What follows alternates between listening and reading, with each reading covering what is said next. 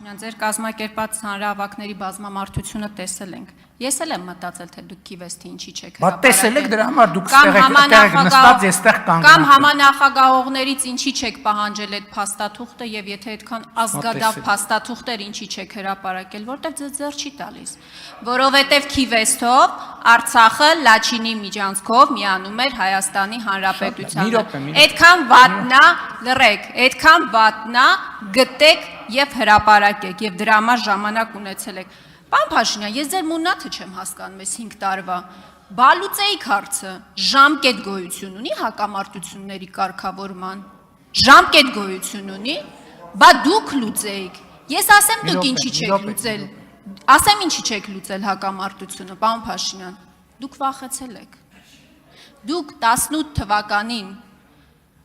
բարձր լեգիտիմություն եք ունեցել, ժողովրդական մեծ սեր եք վայելել եւ դուք վախեցել եք, որ ձեզ կասեն դավաճան ու դրա մասին դուք անգամ նոյեմբերի 9-ից հետո նոյեմբերի 29-ին ավարտում եմ նոյեմբերի 29-ի ձեր գրառման մեջ խոսել եք դրա մասին դուք պատերազմել եք վախեցել որովհետեւ էլի կարծել եք որ ձեզ դավաճան կասեն ես մի նախադասություն եթե կարելի է չի կարելի անջատեք խոսափողը խնդրեմ պարոն վարչապետ